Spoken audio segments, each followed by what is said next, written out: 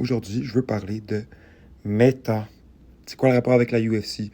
Bien sûr, Dana White, un de ses meilleurs amis, c'est Mark Zuckerberg. Et donc, c'est aussi Meta qui a implémenté un nouveau AI pour parler des UFC rankings. Et je veux prendre le temps de mentionner un truc particulier aujourd'hui.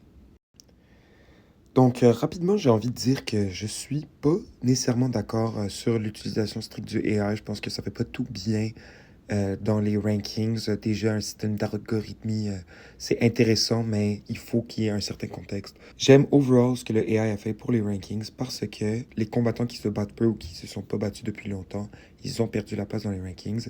Donc, je vais attirer l'attention sur les featherweight rankings pour qu'on puisse regarder un imposteur qui était là dans les anciens rankings et qui est maintenant hors des rankings complètement. Comment c'est possible et qui c'est? Yair Rodriguez, bien évidemment, parce que ce gars était encore dans le top 5 en 2026. Là, vous dites, OK, mais il a eu une victoire dans son dernier combat. Ouais, je comprends, mais c'est pas une victoire impressionnante. Ça, c'est correct de battre Pitbull lorsque la pression est haute et donc de défendre son position dans le ranking. Mais Pitbull, il est pas bon dans la UFC. Il a plus perdu que gagné. Et ça fait longtemps, ça fait plus qu'un an et demi que Yair Rodriguez ne s'est pas battu. Et donc, avant de s'être battu contre Pitbull, c'était quoi ses derniers combats?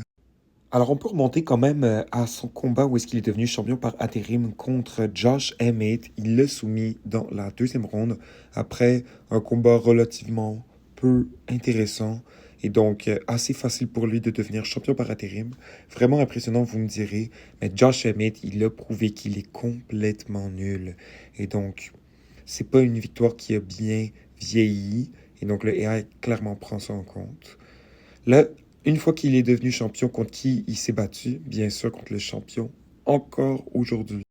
Fucking Volk, mate! Alexander Volkanovski a juste explosé ce bum et a prouvé que c'était pas un gars qui méritait d'être dans des combats de championnat dans la UFC. Mais bon, tu me diras, perdre contre Volk, c'est correct, plein de personnes font ça. Mais là, c'est le combat d'après qui, moi, m'a vraiment fait perdre tout respect pour Yair Rodriguez. Je parle bien évidemment de son combat contre Brian Ortega, dans lequel il s'est fait soumettre dans la deuxième ronde. Brian Ortega, c'est un des most overrated top contenders de nos jours. Oui, il a un bon résumé à featherweight, mais je pense que aujourd'hui, c'est plus quelqu'un qui peut être considéré comme un des meilleurs combattants de la planète.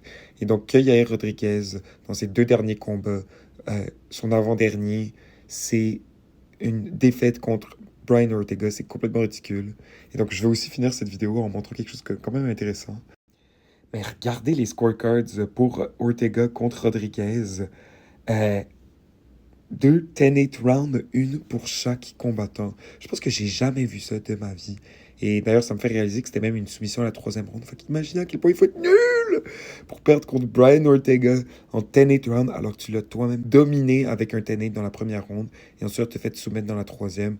Moi, ça m'étonne pas qu'Yair Rodriguez ne soit plus dans les rankings. Et donc, je suis content que si pour le futur, on se fie aux rankings générés avec l'algorithme, qu'on ait une soupçon de intervention humaine, mais qu'à part de ça, qu'on puisse surtout punir les combattants inactifs